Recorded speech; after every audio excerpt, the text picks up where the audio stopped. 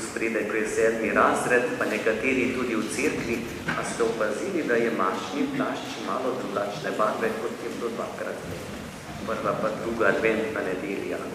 Ta mašni plašč je tak bolj svet, take bolj rožnate barve. Ministranti so rekli, da je bolj rožnate barve, zato ker 3. adventna nedelja, ki je nedelja veselja, tudi na zunaj pokaže z nekim znamenjem to veselje, ki prihaja k nam. In zato imamo samo 3. adventno nedeljo. 4. božji je običajna taka, kot je bila prejšnja. Nedeljo veselja še enkrat se tak plašč pojavi in to je v postnem času, takrat je pa 4. postna nedelja. Tudi nedelja veselja, ker prihajamo v bližino odrešenja. In na današnjo nedeljo veselja, Gaudete, smo slišali, kako Janeza Krstnika sprašujejo ljudje, kaj ne naredijo. Pa pravi, kdor ima 2 suknji, naj da tistemu, ki nima nobene. Ne tisti, ki je cestninar, ki pobira davščino, naj ne terja več, kot je predpisano. Vojaki naj se ne upirajo pri plači, naj grozijo. Pa imam tako pomislek, kaj bi danes Jezus rekel nam, ki smo tukaj v cerkvi, kaj naj storimo. Zdaj, hvala Bogu, dovolj oblačil imamo, ne bo treba take stvari pomagati, tudi za prehrano je dovolj, nismo v lakoti, imamo res blagostanje. Ne vem, če je kdo izmed vas cestninar, da pobira cestnino, ker je več ni tukaj v Sloveniji na tak način. V vojski nas ni veliko zaposlenih, tudi sam ne. Kaj bi Janez Krstnik danes rekel? Morda bi pa rekel tole. Danes, ko ste tu zbrani, prisluhnite besedi, ki bo danes podana. In danes, če bi bila možnost, bi bil tukaj ljubljanski načelnik. Zato, ker bi rad nam spregovoril o prihodnem letu, ki je sveto leto, ker ne more priti v našo župnijo, ker ne more biti povsod, je nas duhovnike prosil, da njegovo besedo, njegovo pismo vam posredujemo. Naj bo to, kot po Janezu Krstniku povabilo, prisluhnimo danes njegovi besedi. Takole nam zapiše. Na sveti večer, 24. decembra, bo papež Frančišek v baziliki svetega Petra odprl 100-letna vrata in s tem začel z obhajanjem rednega svetega leta. V krajevnih cerkvah, to je tudi pri nas v Ljubljani, bomo sveto leto začeli na praznik svete družine. To je prva nedelja po Božiču, letos 29. december. Tako bomo v naši nadškofiji začeli slovesnost najprej v cerkvi Marijinega oznanjenja. To so frančiškani, Tromostovju v Ljubljani. Tam ste že bili, če lučke gledate v adventnem času. Potem pa bomo od cerkve Marijinega oznanjenja, od frančiškanov, odšli v Ljubljansko stolnico, kjer bo ob 16. sveta maša.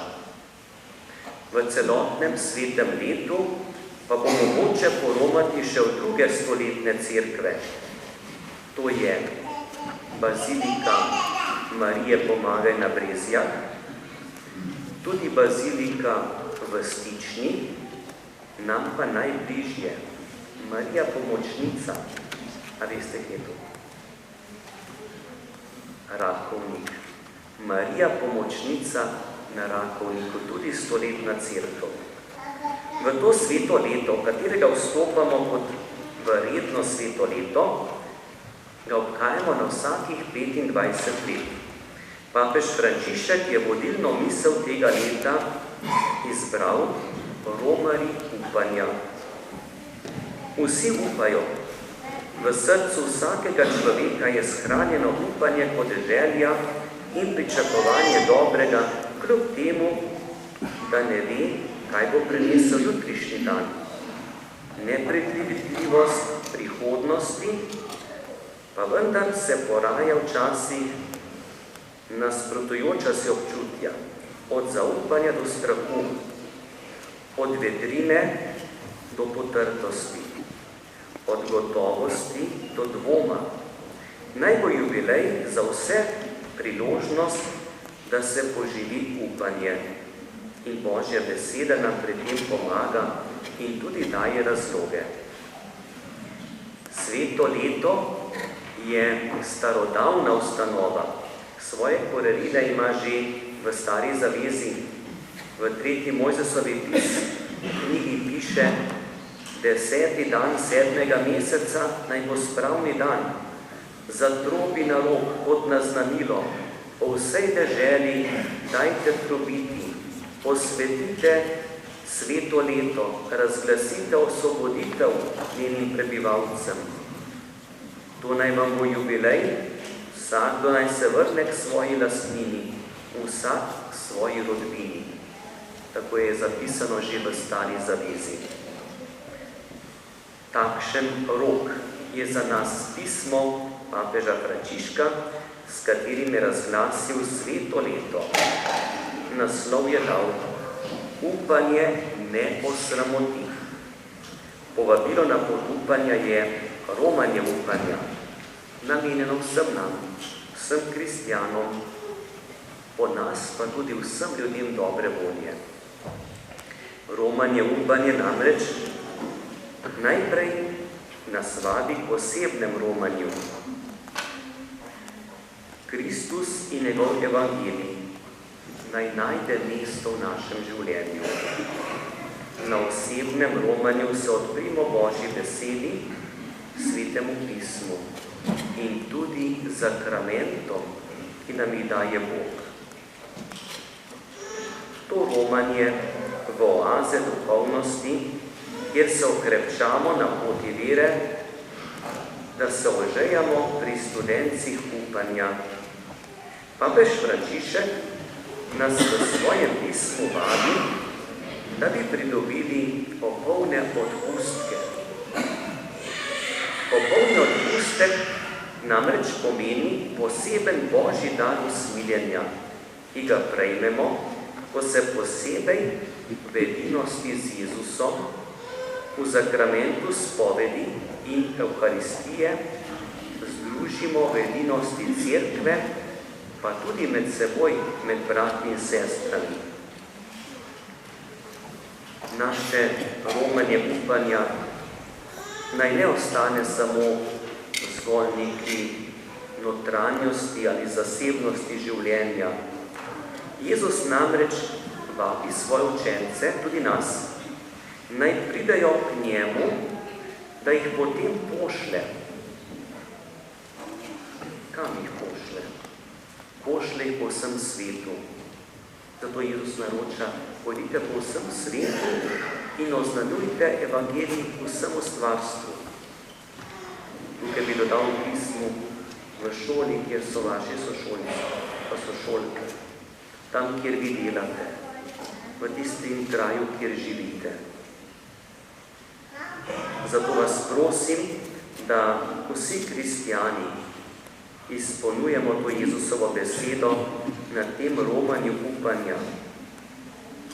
Že dolgo časa vedno znova slišimo in tudi doživljamo, da naj vera ostaja shranjena znotraj naših cerkva, v naših domovih, da je to zasebno življenje. A takšna skrita vera ne more biti oznanilo vsemu stvarstvu. Naj nas romanje upanja pripelje do naše svobode, do svobode naše vere, da jo bomo živeli z veseljem, da jo bomo izpričevali tudi drugim. Na tej poti romanja upanja bodimo tudi povezani z Bogom, da bi lahko prehodili eno najtežjih poti v našem življenju. To pa je pot odpuščanja. Prosim in spodbujam vas, bratni in sestre, da se v svetem letu podate k ljudem, s katerimi ste v sporu. K ljudem, s katerimi ne govorite. To je romanje, ko združuje brata s bratom, soseda s sosedom, nekdanjega prijatelja s prijateljem. Sami dobro veste, koliko teh poti bomo morali prehoditi in veste tudi, kako težki so taki koraki, ki vodijo na to pot upanja, a brez tega bo sveto leto ostalo brez sadov. Slišali smo Boga, ki pravi po Mojzesu: razglasite osvoboditev vsem prebivalcem, naj vam bo jubilej, ki prihaja, da se vrnemo k bližnemu. Danes nam Janez Krstnik govori: kdor ima 2 suknji, naj jo deli s tistim, ki nima nobene. Kdor ima živež, naj stori prav tako. Sveti Pavel je to povzel v enem stavku: vaša dobrota naj bo znana vsem ljudem. Naj bo to, bratje in sestre, cilj našega svetoletnega romanja upanja. Tako nam je zapisal in podal te besede tudi naš ljubljanski nadškof Stanislav Zore. Zapisal je zelo konkretne stvari. Besede, ki niso lahke, ampak so take, ki so na mestu. Naj bo naša molitev, pa tudi življenje po sakramentih, tista pot, da bi dobili toliko moči, da bi lahko to tudi v življenju uresničili. Potem bo sveto leto res sveto. In to vam želim. Sedaj pa tudi skupaj izpovejmo vero. Verujem v enega Boga, Očeta vsemogočnega, stvarnika nebes in zemlje, vseh vidnih in nevidnih stvari, in v enega Gospoda Jezusa Kristusa, edinorojenega Sina Božjega, ki je z Očeta rojen pred vsemi veki, in je Bog od Boga, luč od luči, pravi Bog od pravega Boga, rojen neustvarjen, enega bistva z Očetom, in je po njemu vse ustvarjeno. In zaradi nas ljudi, in zaradi našega zveličanja, prišel iz nebes in se vzelil iz posebnem duhu, iz Marjetice, in postal človek. Bil je tudi križan za nas, pod Poncijem Pilatom je trpel in bil v grob položen, in 3. dan je od mrtvih stal, po pričevanju pisma, in je šel v nebesa, sedi na desnici Očetovi, in bo spet prišel v slavi soditi žive in mrtve, in njegovemu kraljestvu ne bo konca. In v svetega Duha, Gospoda, ki oživlja, ki izhaja z Očeta in Sina, ki ga z Očetom in Sinom molimo in slavimo, ki je govoril po prerokih, in v eno sveto katoliško in apostolsko cerkev, priznavanje in krst, počanje grehov, in pričakujem stajenja mrtvih in življenja v prihodnem